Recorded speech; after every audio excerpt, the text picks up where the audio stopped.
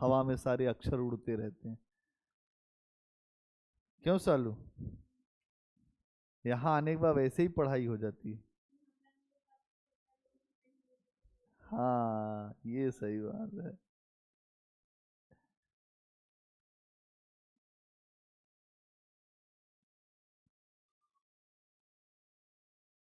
तो कल आप औरंगजेब पे पहुंच गए थे, आज स्टार्ट होगा। औरंगजेब का नाम जिंदा पीर था। हाँ, जिंदा पीर, चलता फिरता पीर था। हाँ, पीर, जिंदा पीर उसको कहते थे। मतलब आग को पीने वाला, दर्द को पीने वाला। और अभी हमको भी दर्द है तो हम भी जिंदा पीर टाइप के ही हैं, तो ठीक है। औरंगजेब, औरंगजेब, औरंगजेब 1658 से 1707, 1658 से 1707 का जो समय है वो औरंगजेब का समय है। 1658 शाहजहां का ये पुत्र है। किसका पुत्र है? शाहजहां का। शाहजहां का पुत्र है ये। शाहजहां का एक और पुत्र था जिसका नाम था दारा शिकोह, और दारा शिकोह को ही वो मुगल बादशाह बनाना चाहता था। मतलब दारा शिकोह ही मुगल बादशाह बनेगा, ये कामना करता था शाहजहां। कौन कामना करता था? शाहजहां। लेकिन नियति को कुछ और ही मंजूर था, जो नियति थी उसको कुछ और ही मंजूर था। दारा शिकोह को शाहजहां ने एक उपाधि दी थी, शाह बुलंद इकबाल। कौन सी उपाधि दी थी? शाह बुलंद इकबाल। तुम्हारा इकबाल हमेशा बुलंद रहे, तुम्हारी इज्जत हमेशा होती रहे। और दारा शिकोह को लघु अकबर भी कहा जाता था, मतलब छोटा अकबर, अकबर के समान था। क्यों? क्योंकि इसने उपनिषदों का फारसी में अनुवाद कराया था। उपनिषदों का फारसी में अनुवाद कराया था। ठीक है। अब आप एक बात समझिएगा कि जब औरंगजेब के सत्ता में आने से पहले शाहजहां के पुत्रों में उत्तराधिकार का संघर्ष हुआ। क्या हुआ? उत्तराधिकार का संघर्ष। उस संघर्ष में दो व्यक्ति हैं, एक एक दारा शिकोह और जो दूसरे तरफ है औरंगजेब। दोनों के बीच में संघर्ष हुआ, और यहां जो दारा शिकोह है उसको शाहजहां का सपोर्ट था, तो शाही सेना भी इसके तरफ ही थी। लेकिन ऐसा क्या हुआ कि शाही सेना भी इसके तरफ है, सब कुछ इसके तरफ है, फिर भी औरंगजेब जीत गया? औरंगजेब ने मुस्लिम कार्ड खेल दिया, सुन्नी वाला। कट्टर हूं मैं ही लेके मुसलमानों को आगे बढ़ूंगा। ये भावना बड़ी काम कर गई। मुल्ला मौलवी सब जो है औरंगजेब की विजय की कामना करने लगे। ये अकबर के समान था। कैसा था? लिबरल। लिबरल व्यक्ति को मौलवी लोग पसंद नहीं करेंगे। अकबर के खिलाफ भी फतवा जारी कर दिया था। फतवा, फतवा होता है कि जो इस्लाम के खिलाफ जाएगा उसके खिलाफ फतवा जारी कर दिया जाता था। ठीक है। तो यहां आप देखेंगे कि सारी चीजें हो रही थी। अब मामला बिगड़ गया, इन दोनों के बीच में संघर्ष हुआ, और शाही सेना में राजपूतों का भी सपोर्ट शाह बुलंद को था। मतलब इसके यहां जशवंत सिंह नाम का राजा जो आपके राजपूताना का था, वो इसके सपोर्ट में लड़ रहा था। वो किसके सपोर्ट में था? दारा शिकोह के। लेकिन उसके बाद भी दारा शिकोह की जीत नहीं हुई। ठीक है, अगर आप देखेंगे तो ये सारी स्थितियां बनी हुई हैं। औरंगजेब कट्टर शासक था, इस्लामी विधि विधान के अनुसार वो शासन चलाना चाहता था। और अगर आप देखेंगे तो औरंगजेब के समय में आके राजपूत एकदम मुगलों के खिलाफ हो गए। मतलब औरंगजेब का जो समय है, इस समय राजपूत जो हैं, आपको पता होना चाहिए कि राजपूतों का बहुत तगड़ा सहयोग था मुगलों के डेवलपमेंट में। जो भारत में मुगल सत्ता स्थापित हुई 1556 में, उसको डेवलप करने में राजपूतों ने अपना कंधे से कंधा मिलाया था और उसका राजपूतों को भी बहुत लाभ मिला। आप राजस्थान में जाएंगे, खूब बड़े बड़े आपको महल दिखेंगे, तो वहाँ तो उत्पादन की व्यवस्था बहुत अच्छी नहीं है, एग्रीकल्चर लैंड भी बहुत अच्छा नहीं है, तो बड़े बड़े महल कैसे बने? क्योंकि मुगलों की सेवा में ये थे और मुगलों की सेवाओं में इनके पास कई रियासतें आ गई, मतलब कई जमींदारियां मिल गई, और वहां से जो आय होती थी उसका उन्होंने अपने यहां महल बनवाया। आप देखेंगे कि राजा जय सिंह, तो वहां पर आपको पूरा जयपुर शहर बसाते। उदयपुर में आप जाएंगे तो वहां पर भी, लेकिन उदयपुर के जो राजा थे, जो शासक थे, वो कभी मुगलों की अधीनता में नहीं रहे। अब यहां समझिएगा, उदयपुर के जो राजा थे, जो शासक थे, वो मुगलों की अधीनता में नहीं रहे। उसी में एक थे राणा उदय सिंह, और राणा उदय सिंह के पुत्र थे महाराणा प्रताप। ठीक, उनके लिए एक शब्द आता है श्री श्री प्रताप। क्यों? महाराणा प्रताप ही एक ऐसे व्यक्ति थे जो अकबर के सामने अधीनता स्वीकार नहीं करते हैं। और 1576 में जब हल्दी घाटी का युद्ध होता है, तो वहां पर ऐसी टक्कर देते हैं मुगलों को कि मुगलों को यह लगता है कि ऐसा व्यक्ति कहां से आ सकता है। महाराणा प्रताप के पास कोई सेना नहीं है, कोई धन नहीं है, लेकिन महाराणा प्रताप पीछे नहीं हटने को तैयार है अकबर के सामने। अकबर ने एक दूसरे राजपूत को भेजा, मान सिंह, वो भी राजपूत है, वो उसकी सेवा में है, अकबर की सेवा में है। महाराणा प्रताप जो जो जंगल में रहते हैं, जो घास की रोटी खाते हैं, लेकिन मान सिंह के साथ बैठना पसंद नहीं करते, कहते हैं तुम ऐसा भोजन नहीं करूंगा, तो तुम मुगलों के साथ रहते हो। यह है महाराणा प्रताप। और महाराणा प्रताप ने कहा युद्ध होगा वो ठीक है, लेकिन तुम्हारे साथ मित्रता नहीं होगी। राजपूत अपने आन मान शान पे मरे कई बार, और महाराणा प्रताप उसके बहुत बड़े प्रतीक हैं। महाराणा प्रताप को अगर तुम देखोगे ना, तो पूरा करेक्टर महाराणा प्रताप का ऐसा है कि वो चाहते तो अकबर से बहुत सारी उनको रियायतें मिल जाती, उनकी अपनी रियासत भी मिल जाती, एक दो और उनको रियासत मिल जाती, लेकिन आराम का जीवन महाराणा प्रताप ने कभी स्वीकार नहीं किया। अपने यहाँ के आदिवासियों को जो प्रेरित किया, उनकी सेना में कौन है? आदिवासी, कोल, भील, आदिवासी लड़ते हैं। महाराणा प्रताप को सहयोग करने वाले कौन है? व्यापारी। उन्होंने कहा व्यापारियों को मेरा सहयोग कर सकते हो क्योंकि मैं आजादी के लिए लड़ रहा हूं।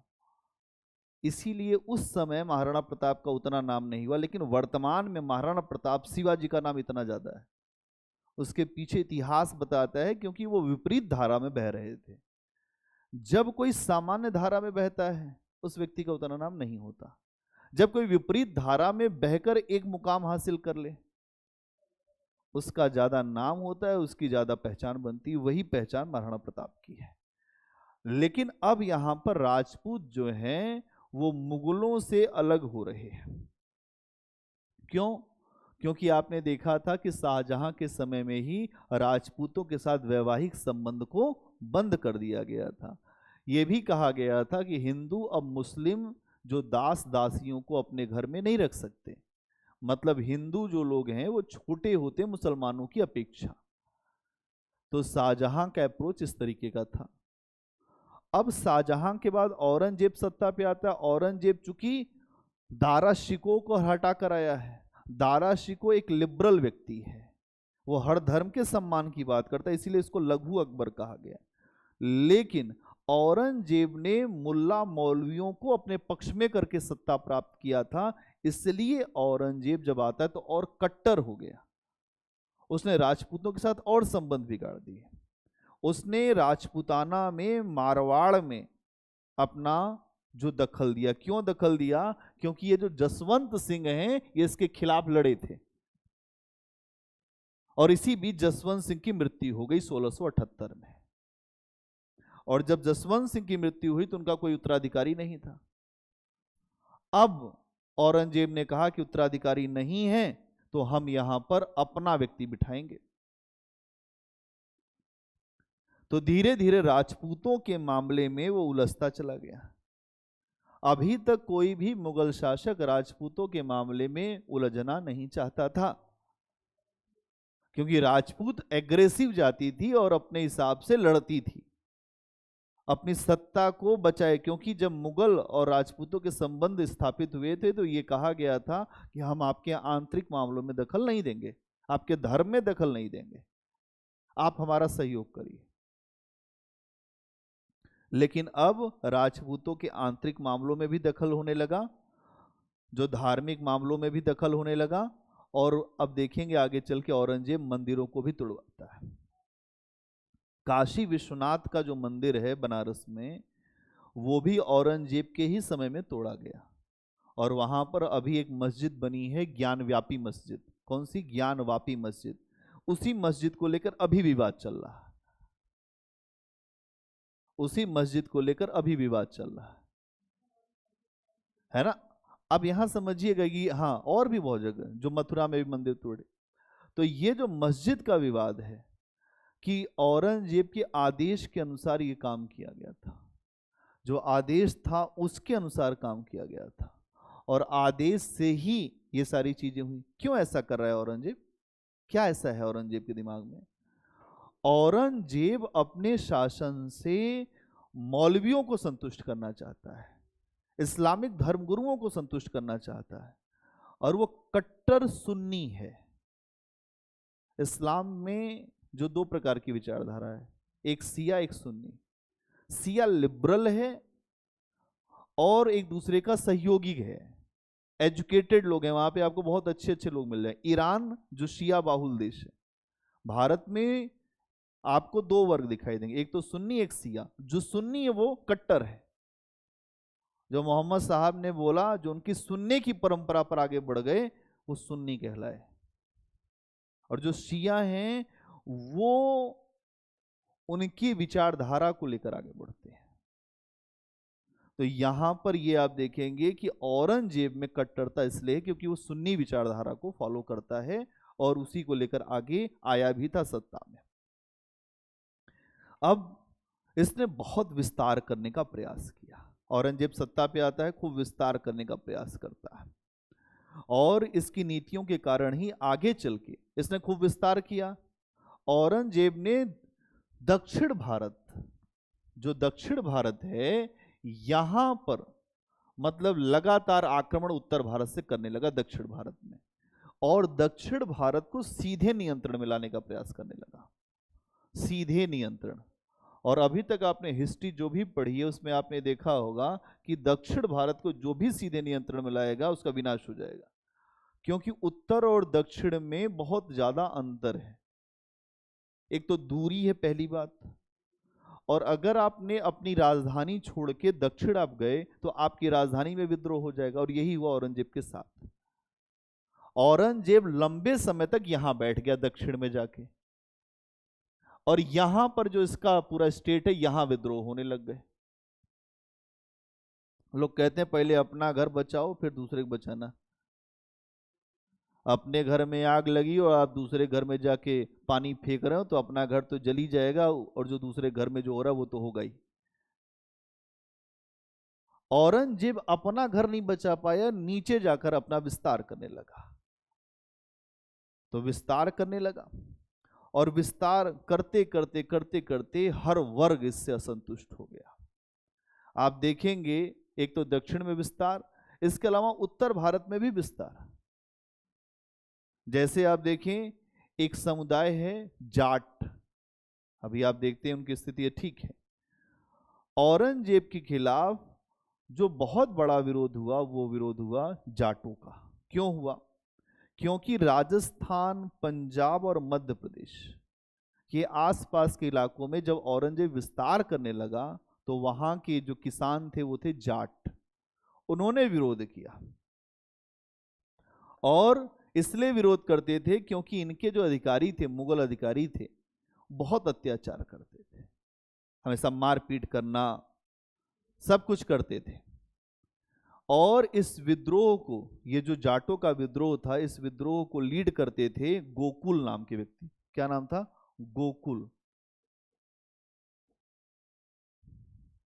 गोकुल, ये थे जाट नेता, गोकुल, ये लीड करते थे।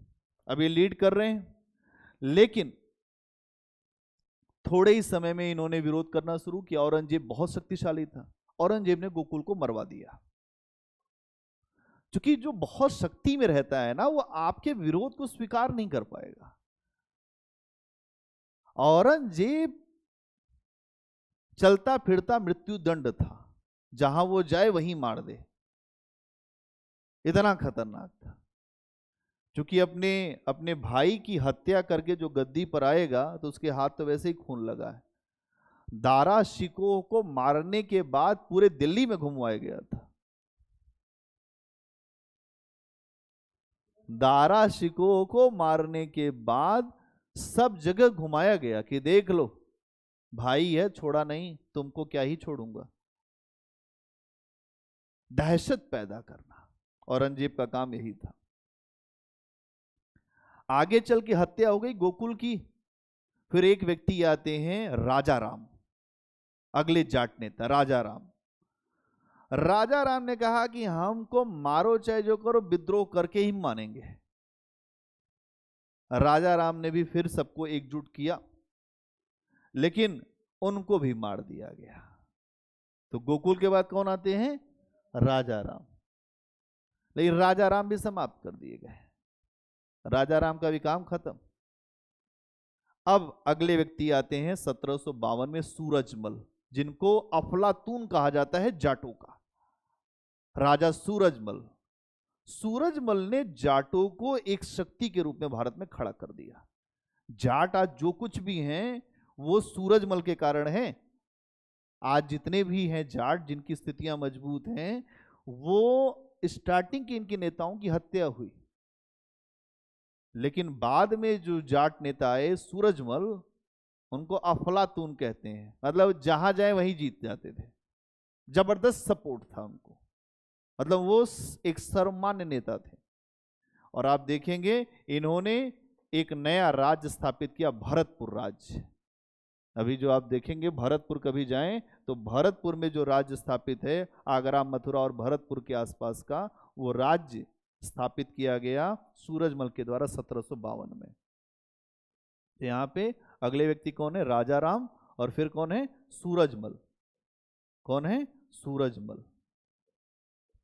तो 1752 में इन्होंने जाट राज्य की स्थापना किया। अभी आप लोग देखते हो मोटरसाइकिल लिखा रहता है जाट, पीछे कार पे लिखा रहता है जाट, और कोई लोग नेम प्लेट पे लिखवा देते हैं जाट। अब बुद्धि की बात है ना, सारा खेल तो बुद्धि का है। लोग गाड़ी में लिखवाते राजपूत, मतलब लिखाने मजा आती है। तो यहां पर क्या है, एक जाट राज्य स्थापित किया गया, ठीक है। तो 1752 में आप देखिए कि पहले हत्या हुई, इनकी हत्या हुई, इनकी हत्या हुई, लेकिन तीसरे नंबर तक आते आते एक राज्य खड़ा हो गया। अगर आप मरने के लिए तैयार हैं तो आपकी रियासत बनी जाएगी, आप डरते रहेंगे कुछ नहीं बनेगा। जितने भी आप ऐसी एग्रेशन वाली जातियां हैं, जैसे आप देखिए गुज्जरों को, गुज्जर, जाट, राजपूत, इनके राज्य बने। क्यों बने? क्योंकि इनको मरने से नहीं डर लगता। अब बाकी लोग हाथ जोड़ लिए तो कहां राज्य बन पाएगा? राणा सांगा की गर्दन कट गई, इसके बाद भी तलवार चला रहे हैं। राजपूतों के अपना करिश्मा था, वो अपने तरीके से लड़ते थे। कहे गर्दन कट गई तो क्या हुआ, हाथ तो नहीं कटा, और जब तक हाथ नहीं कटेगा तब तक तलवार चलती रहेगी। आप किसी जानवर की गर्दन काटें, आप देखें वो जानवर उसके बाद भी भागेगा। जब तक है अंदर प्राण तब तक लड़ना है।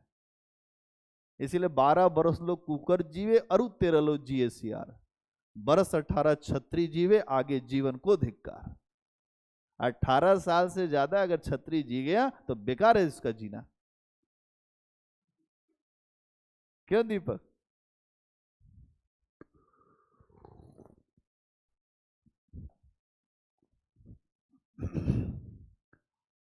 फिर क्या है अगला?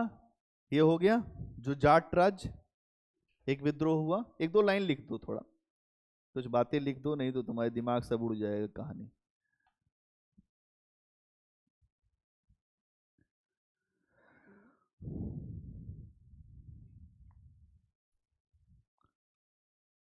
पहला पॉइंट बनाओ। मुगल शासकों में औरंगजेब एक विवादित शासक है। पहली लाइन तो यही है, मुगल शासकों में औरंगजेब एक विवादित शासक है, एक विवादित शासक है जिसने उत्तराधिकार के युद्ध में, जिसने उत्तराधिकार के युद्ध में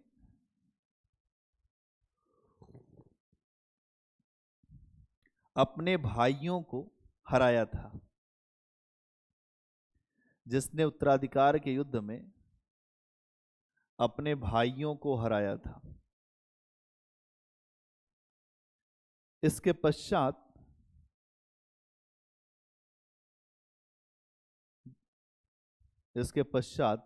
गद्दी प्राप्त किया।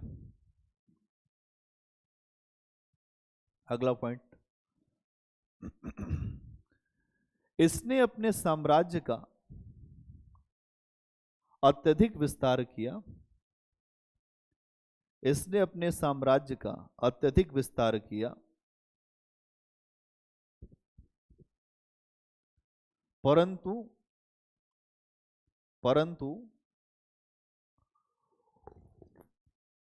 इसे सफल शासक नहीं माना जाता। परंतु इसे सफल शासक नहीं माना जाता। इसकी नीतियों के कारण ही, इसकी नीतियों के कारण ही आगे चल के मुगल राज्य का पतन हो गया। इसकी नीतियों के कारण ही आगे चल के मुगल राज्य का पतन हो गया।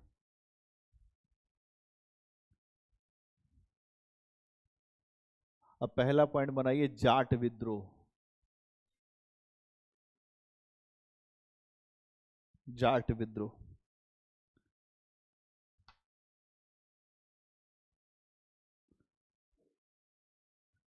इसमें लिखिए जाट एक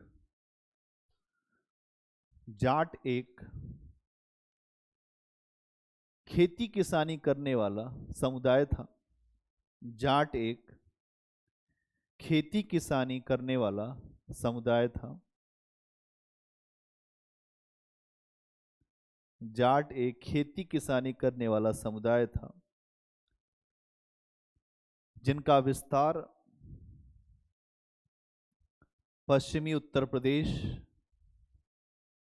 आज भी यही मिलेंगे आपको, जिनका विस्तार पश्चिमी उत्तर प्रदेश मतलब मेरठ, नोएडा, ये सब पश्चिमी उत्तर प्रदेश, कौमा उत्तरी राजस्थान, जो राजस्थान का उत्तरी इलाका है, ये जो भरतपुर, उत्तरी राजस्थान, पंजाब और मध्य प्रदेश के आसपास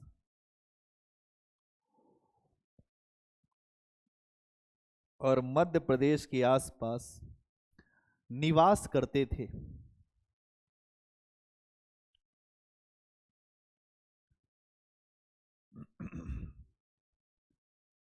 इनका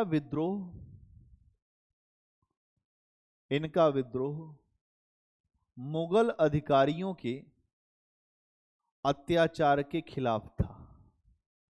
इनका विद्रोह मुगल अधिकारियों के अत्याचार के खिलाफ था।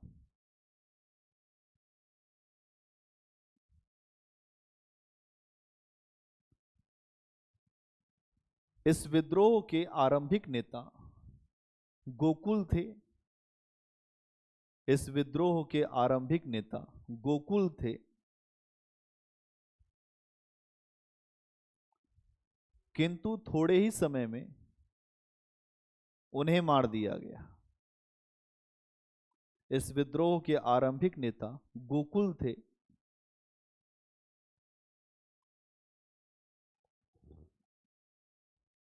लेकिन थोड़े ही समय में उनको मार दिया गया।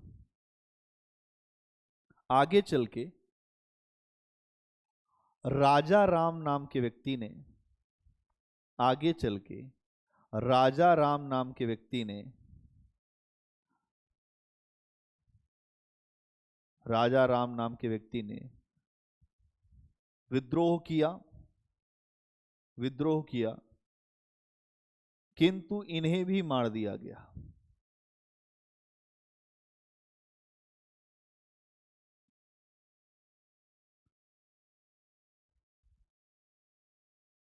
किंतु इन्हें भी मार दिया गया। इसी क्रम में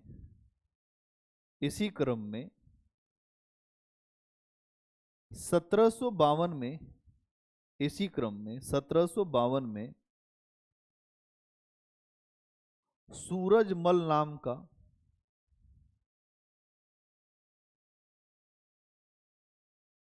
एक व्यक्ति हुआ, जिसने जाट शक्ति को एकजुट करके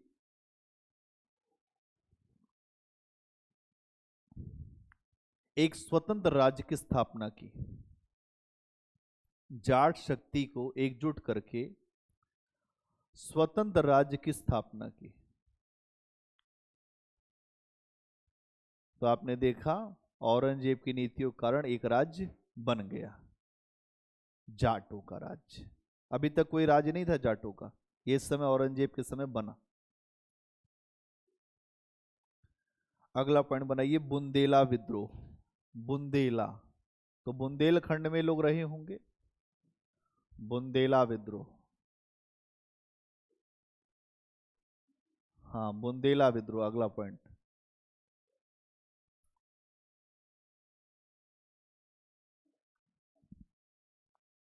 तो बुंदेला विद्रोह का मतलब कहाँ, आज का जो बुंदेलखंड का इलाका है, जहां की रानी थी झांसी की रानी, है ना, वही बुंदेलखंड वाला बड़ा ही उर्वर क्षेत्र है, वीरता से भरा हुआ। आल्हा उदल, मर जाएंगे लेकिन पीछे नहीं हटेंगे, वो वाला स्वभाव है वहां पे। हाँ, कुछ होता तो है नहीं, जो सिंचाई की व्यवस्थाएं बहुत कमजोर टाइप की है, और अब धीरे धीरे डेवलप कर रहे हैं चीजों को। तो जो बुंदेला विद्रोह, जैसे ही औरंगजेब शासक बना भारत का, चंपत राय, जो बुंदेलखंड में जो बुंदेला नेता थे, चंपत राय, इन्होंने विद्रोह कर दिया। क्या कर दिया? विद्रोह कर दिया चंपत राय ने। किंतु चंपत राय को मार दिया गया। आप जानते हैं, शुरुआती में औरंगजेब के हाथ खून लगा हुआ था, वो एकदम जिसको कोई विद्रोह कहे विद्रोह, तुरंत गर्दन उतार देता था। चंपत राय को मार दिया गया। किंतु चंपत राय के बाद उसका पुत्र आया छत्रसाल, राजा छत्रसाल, बड़ा नाम है उसका, बुंदेलखंड जाएंगे, राजा छत्रसाल का बड़ा नाम है। राजा छत्रसाल ने कहा, पिता को मार दिया लेकिन पुत्र अभी जीवित है, बिना लड़े तुम औरंगजेब भले ही शक्तिशाली अपने आप को मानते हो, मैं तुमसे डरता नहीं, मैं संघर्ष करूंगा। और संघर्ष करते करते करते करते बुंदेलखंड का एक स्वतंत्र राज्य बना दिया। ये कहे दक्षिण भारत, यहां सब चल रहा है, और यहां आप देखेंगे छत्रसाल ने स्वतंत्र राज्य की स्थापना कर दिया। तो स्वतंत्र राज्य की स्थापना, ठीक।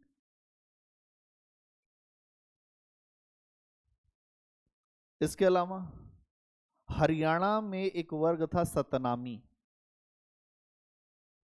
इसके बाद अगर आपने बुंदेला विद्रोह देख लिया, इसके बाद आइए सतनामी विद्रोह। ये सारे औरंगजेब के खिलाफ हो रहे हैं। इतना विद्रोह आपको मोहम्मद बिन तुगलक के समय में दिखाई दिया होगा।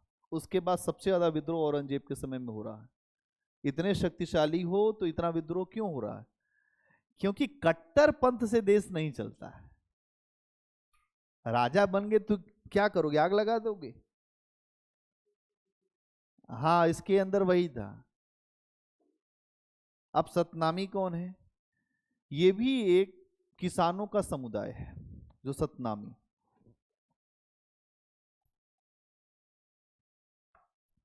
एक जो गुरु की परंपरा में चलने वाले, ये लोग कौन हैं? जो गुरु की परंपरा में चलने वाले सतनामी लोग कहते हैं सतनाम। तो क्या है? ईश्वर का नाम सत्य है, उसी की परंपरा पे चलने वाले लोग थे। ये भी किसान थे मुख्यतः। कौन थे? नहीं होते हैं जो गांव के किसान हरि कीर्तन करें फिर खेती करें, वैसे थे, किसान थे।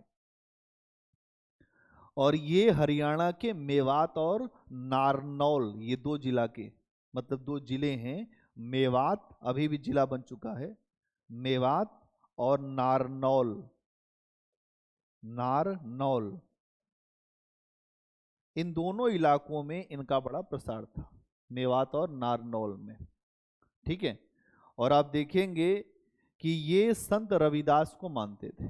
किसको मानते थे? संत रविदास।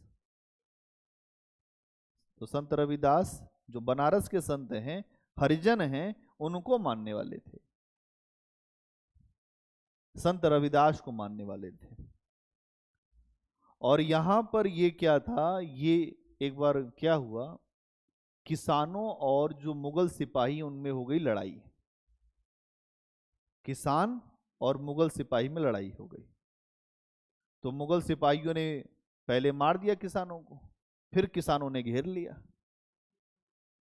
फिर इनके खूब पिटाई किया।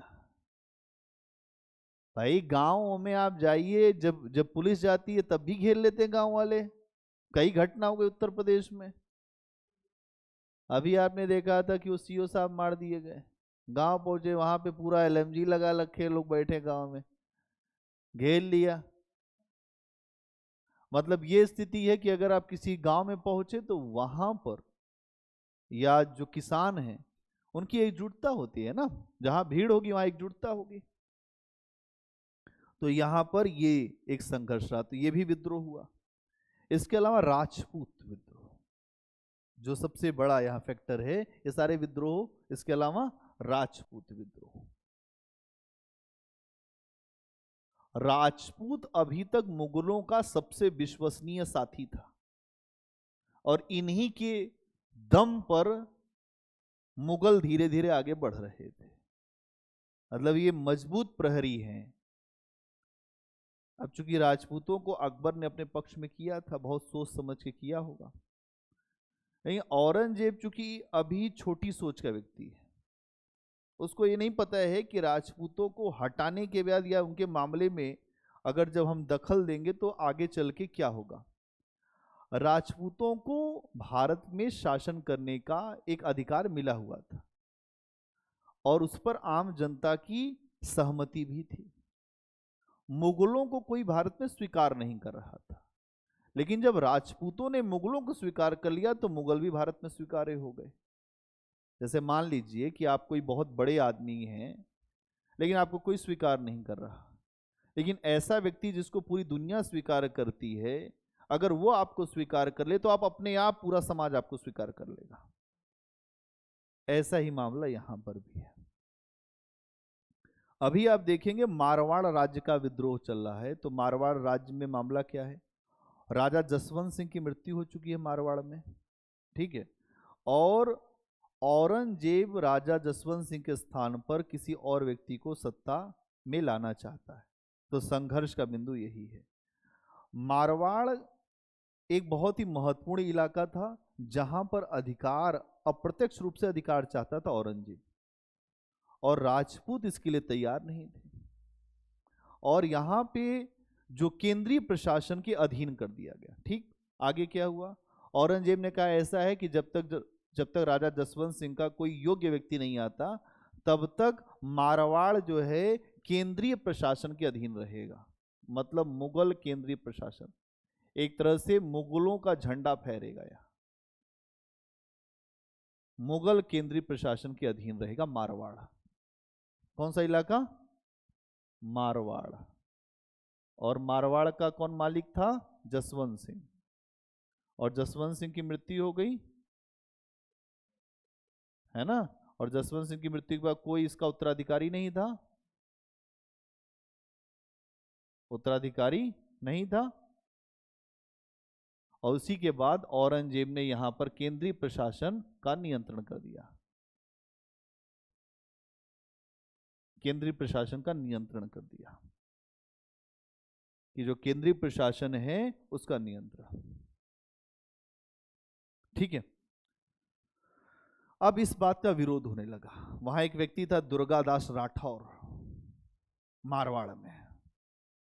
उसने कहा ये क्या किया भाई, ये क्या कर दिया। उसने कहा दुर्गादास राठौर ने, दुर्गादास राठौर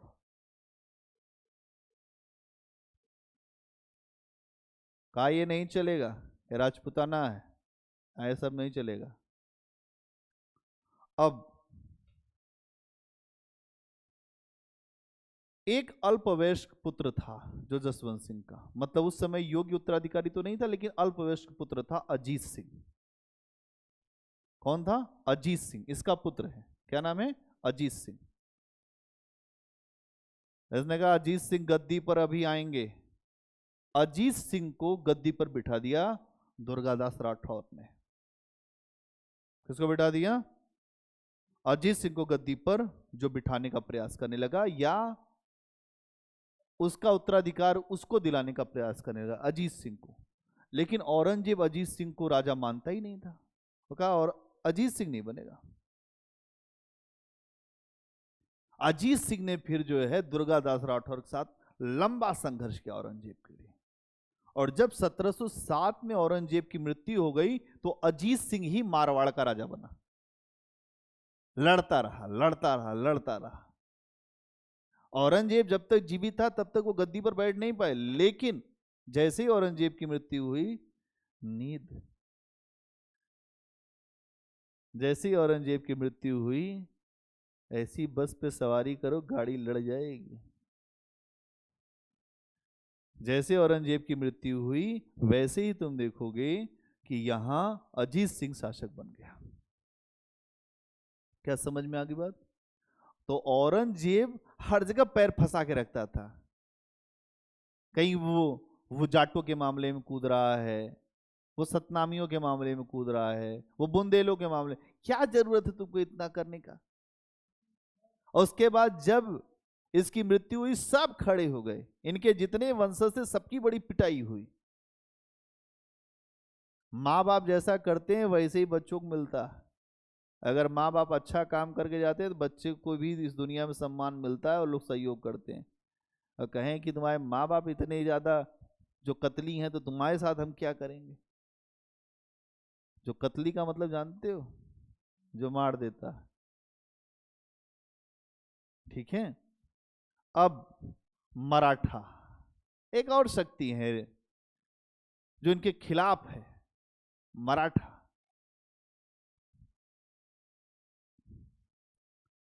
मराठा, मराठा नाम सुन के ही आ जाता है कि कोई होगा मराठा टाइप का। लड़ेगा, मराठा कभी पीछे नहीं हटेगा। अगर तुमने वो मूवी देखी हो तानाजी, नहीं देखा तानाजी मूवी, एक मूवी है तानाजी, उसमें हाथ कट जाता है जो मराठा सिपाही के, उसके बाद भी तानाजी लड़ रहे हैं हाथ बांध के अपना। तो मराठा है, और जो मराठा हैं इनके जो शिवाजी हैं, अगर आप शिवाजी को देखें तो इनके जो बाबा थे वो राजस्थान से आए थे। कहां से? राजस्थान से। और ये सिसोदिया थे, तो राजपूतों की ही शाखा है सिसोदिया। तो शिवाजी कौन है? ये भी राजपूत ही है। भाई जब लोग माइग्रेट करेंगे, जहां समस्याएं होंगी वहां से लोग माइग्रेट कर जाएंगे। तो ये लोग माइग्रेट करके यहां आए, और इसी में एक व्यक्ति है शिवाजी। और शिवाजी जो मराठा अस्मिता के सबसे बड़े केंद्र है। अगर आप देखेंगे इन्होंने मुगलों के सामने जो है लोहे के चने रख दिए कि तुम चबाओ लोहे का चना, तुमको पता चलेगा। जो मराठा शक्ति है वो इतनी ज्यादा खूंखार थी कि जहां मुगलों की सत्ता का विस्तार था उस पे जाकर आक्रमण करते थे। शिवाजी ने जो सूरत शहर को लूट लिया, और वो लूट कर सारा धन लाते थे अपने क्षेत्र में बांट देते थे। खूब मुगलों से संघर्ष किया, ये कभी भी आमने सामने नहीं लड़ते थे। अगर आप सो रहे हैं तब आक्रमण कर देंगे, छापा मार युद्ध पद्धति, जो गुरिल्ला वॉर। कभी कभी एक बार जो बीजापुर का जो सुल्तान था, उसने अपने एक विशेष आदमी को भेजा, कहा कि यार वो जो जंगली चूहा है जो शिवाजी, उसको जाके पकड़ लेते तो मजा आ जाता, मार दो उसको वहां। अफजल खान ने कहा, वो था जो 7 फुट का अफजल खान। अफजल खान को कहा कि तुम जाओ। अफजल खान ने कहा कि भाई ठीक है, मैं जाता हूं। फिर संघर्ष हुआ। तो अफजल खान ने कहा कि अगर हम दोनों लड़ लें और हम दोनों में से अगर कोई भी जीत जाएगा तो उसकी सेना जो विजयी मान ली जाएगी। तो शिवाजी ने कहा ठीक ही कह रहा है, इससे तो इतने लोगों की जान माल की हत्या जो होगी उससे बच जाएंगे हम।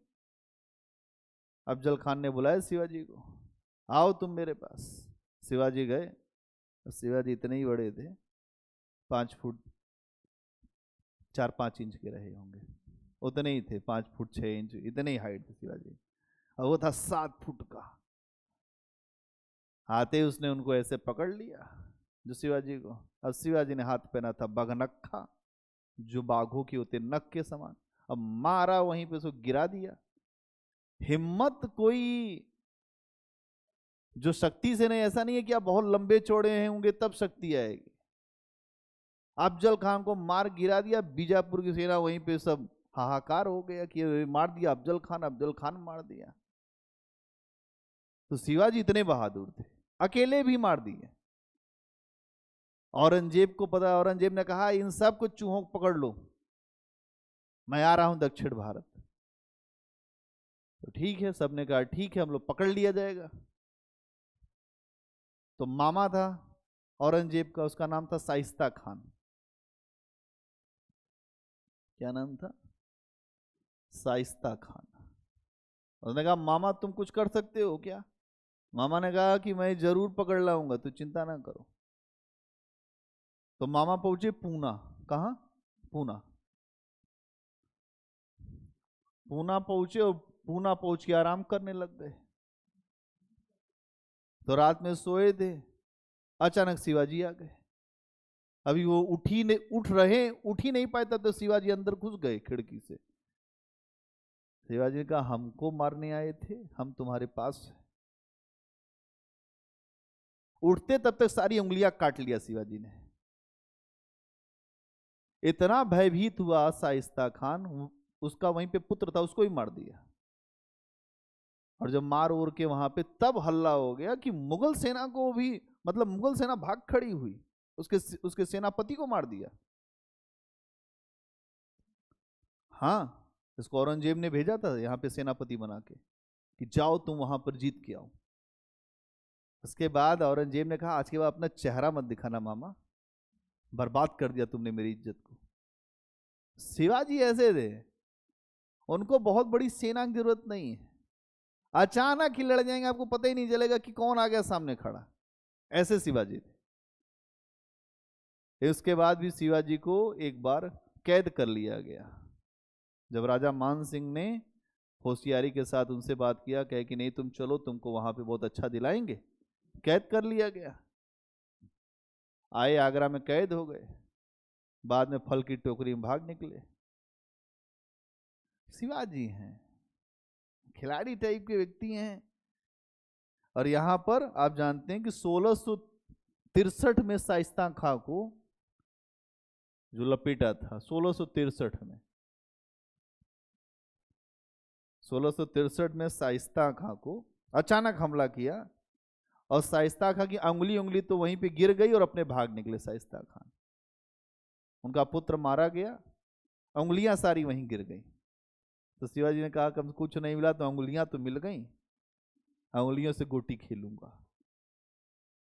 ये है मतलब जो शिवाजी क्या है, दहशत पैदा कर देते थे कि सामने वाली सेना में दहशत पैदा कर दो कि इतना।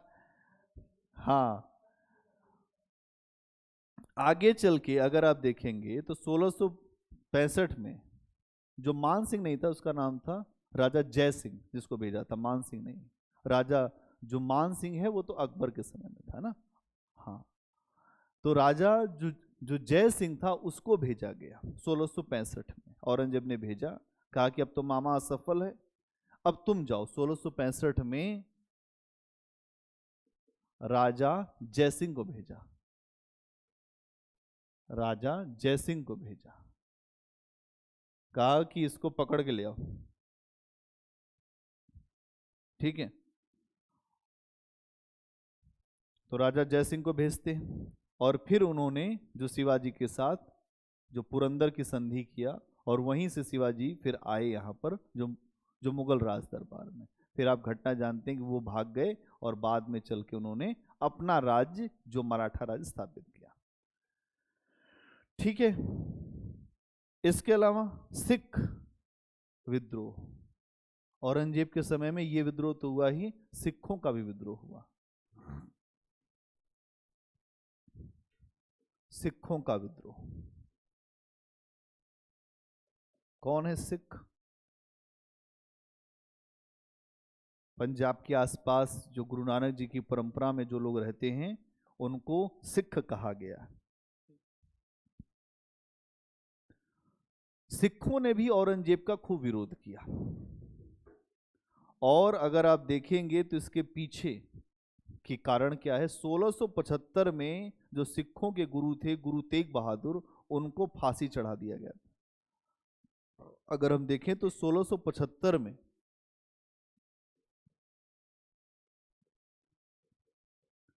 जो गुरु तेग बहादुर, जो अभी आप यहां आते हैं जीटीबी नगर, तो गुरु तेग बहादुर को फांसी चढ़ा दिया गया।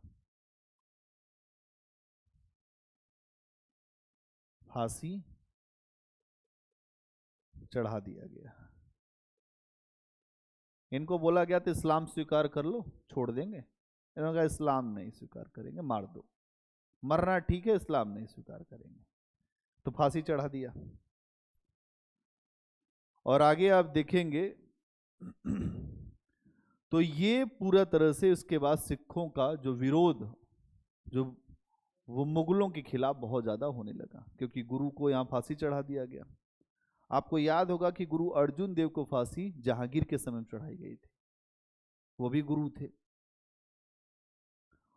औरंगजेब की मृत्यु जब हुई 1707 में, तो बहादुर शाह प्रथम गद्दी पर आता है। कौन आता है औरंगजेब की मृत्यु के बाद? औरंगजेब की मृत्यु के बाद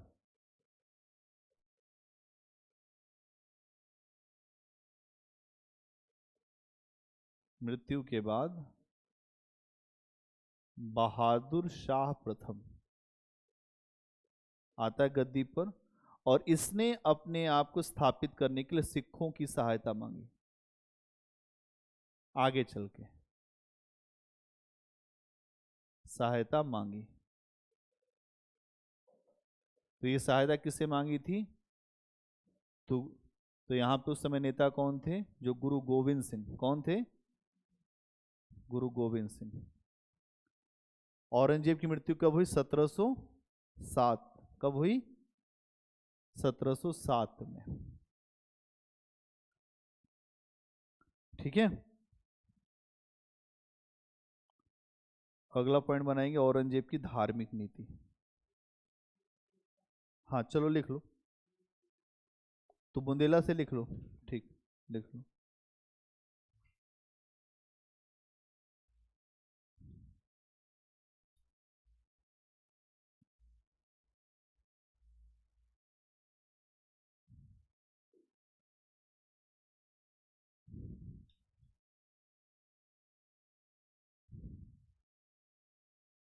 तो बुंदेला में लिखो,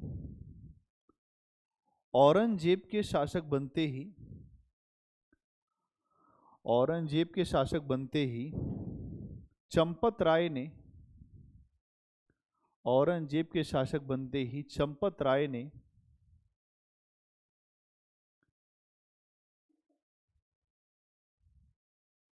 औरंगजेब के शासक बनते ही चंपत राय ने विद्रोह कर दिया, विद्रोह कर दिया। किंतु थोड़े ही समय में, किंतु थोड़े ही समय में चंपत राय को मार दिया गया। किंतु थोड़े ही समय में चंपत राय को मार दिया गया। परंतु उसके पुत्र, परंतु उसके पुत्र छत्रसाल ने, परंतु उसके पुत्र छत्रसाल ने मुगलों के खिलाफ संघर्ष जारी रखा।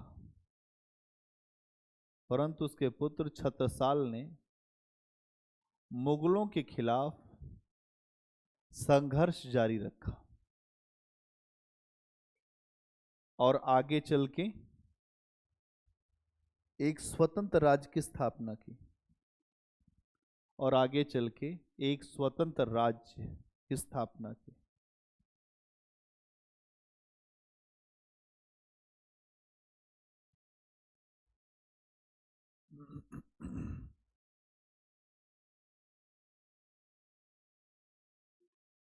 एक स्वतंत्र राज्य की स्थापना की।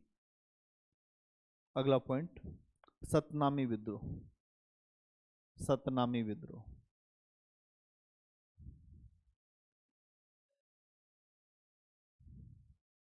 सतनामी भी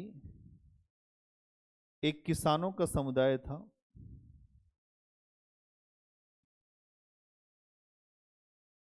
जो संत रविदास को मानते थे। सतनामी भी किसानों का एक समुदाय था जो संत रविदास को मानते थे।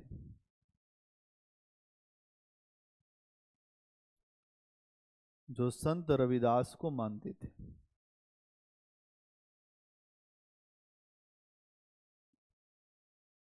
इनका निवास, इनका निवास मेवात, और इनका निवास मेवात, मेवात ये कहाँ है? हरियाणा में। इनका निवास मेवात और नारनौल, मेवात और नारनौल, नारनौल एक एक जिला है हरियाणा का, नारनौल। इनका निवास मेवात और नारनौल के आसपास था।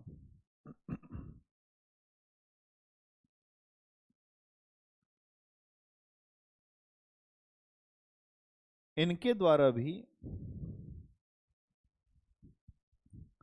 औरंगजेब के खिलाफ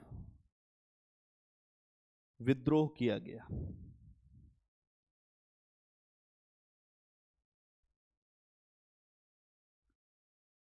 अब जब आप कोई भी बुक पढ़ेंगे लुसेंट, घटना चक्र, और आपके सामने सतनामी से कुछ भी फैक्ट आए तो यही नोट कर देना। क्या समझ में आ गई बात? क्योंकि इसमें फैक्चुअल इंफॉर्मेशन और नोट करना चाहो तो नोट कर देना, वहीं पे पर्ची लगा देना और वहीं नोट कर देना। जैसे घटना चक्र लगाओगी, PYQ लगाओगी, या आप जो लगाएंगे तो वहां से जो फैक्ट आपको मिले यहाँ नोट करते जाना, जो भी टॉपिक आपका है। ठीक है, तो आपका जो कॉन्सेप्ट भी क्लियर हो गया और फैक्ट भी हो जाएगा। अगला पॉइंट बने राजपूत विद्रोह।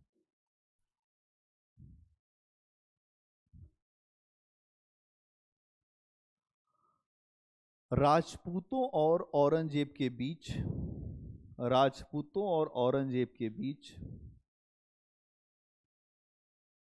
राजपूतों और औरंगजेब के बीच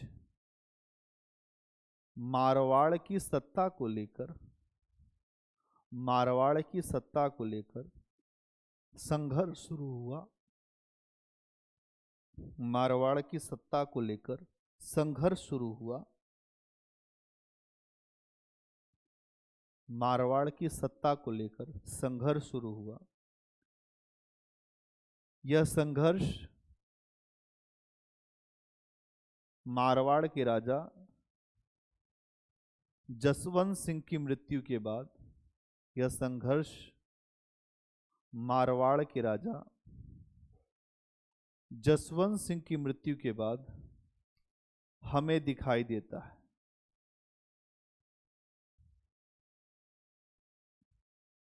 यह संघर्ष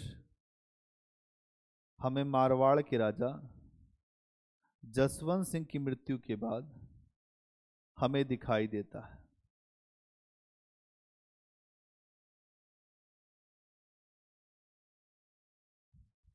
अगला पॉइंट, मारवाड़ के राज्य को मुगलों के केंद्रीय प्रशासन के अधीन कर दिया गया। मारवाड़ के राज्य को मुगलों के केंद्रीय प्रशासन के अधीन कर दिया गया, जिसका विरोध दुर्गादास राठौर ने किया।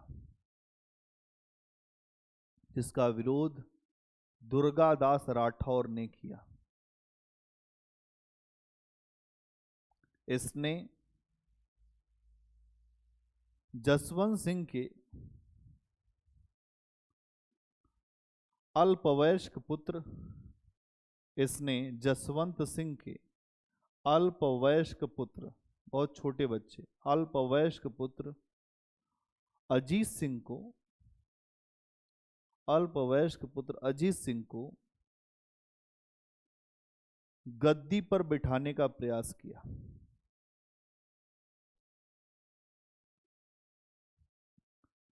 अजीत सिंह को गद्दी पर बिठाने का प्रयास किया,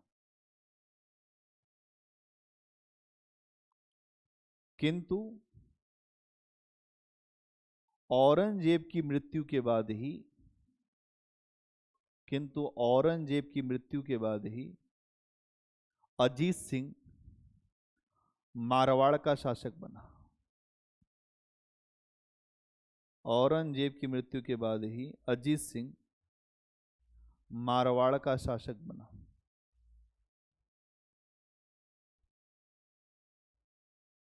अगला पॉइंट, मराठा विद्रोह।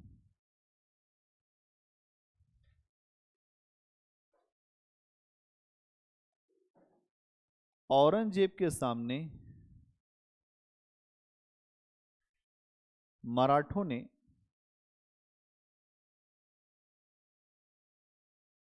औरंगजेब के सामने मराठों ने कठिन परिस्थितियां निर्मित कर दी थी। औरंगजेब के सामने मराठों ने कठिन परिस्थितियां निर्मित कर दी थी। इसलिए इसलिए 1660 में, इसलिए 1660 में औरंगजेब ने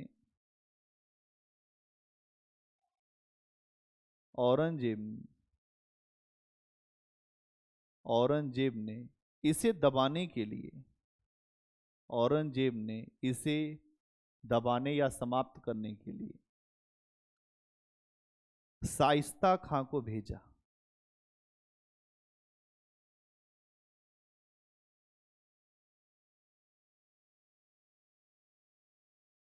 किंतु 1663 में शिवाजी ने किंतु 1663 में शिवाजी ने शाइस्ता खां पर अचानक ही हमला कर दिया।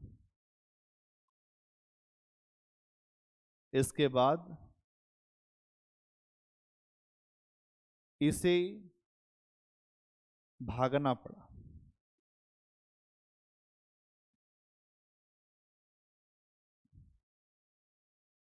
इसे भागना पड़ा। अगला पॉइंट, औरंगजेब ने पुनः औरंगजेब ने पुनः मराठों को रोकने के लिए औरंगजेब ने पुनः मराठों को रोकने के लिए 1665 में जय सिंह को भेजा। औरंगजेब ने मराठों को रोकने के लिए 1665 में जय सिंह को भेजा, जिसने शिवाजी को सहमत करके पुरंदर की संधि करने के लिए बाध्य किया। जिसने शिवाजी को सहमत करके पुरंदर पुरंदर की संधि करने के लिए बाध्य किया। अब इसको इन नोट कर लेना जाना तो, पुरंदर की संधि क्या है, कैसे है, के लिए बाध्य किया। अगला पॉइंट बनाइए, सिख राज्य, जो सिख विद्रोह। अगला पॉइंट बनाएंगे सिख विद्रोह।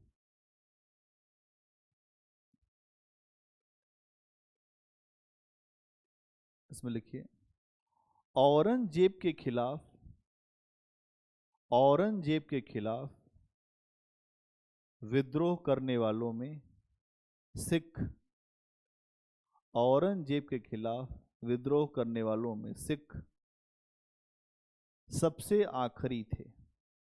सिख सबसे आखिरी थे।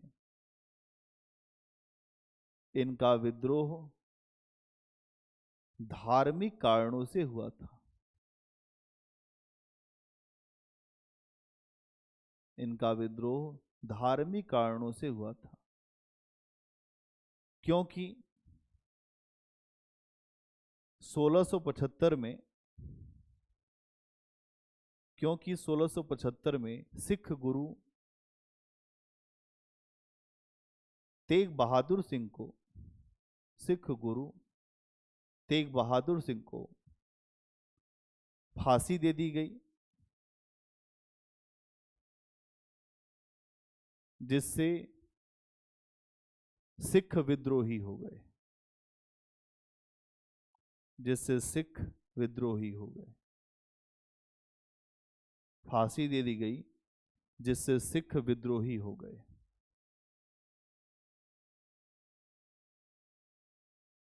अगला पॉइंट, आगे चलकर जब औरंगजेब की मृत्यु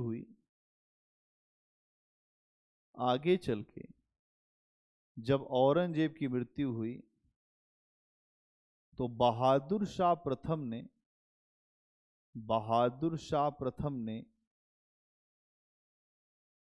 अपनी गद्दी प्राप्त करने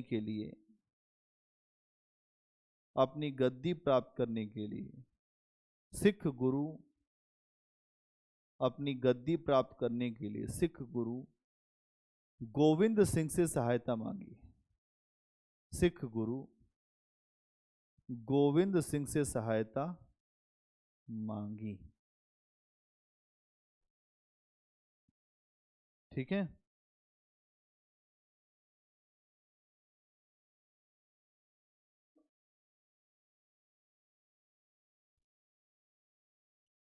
तो भैया आज के लिए इतना ही, रुक जाओ, ठीक है, और फिर हम लोग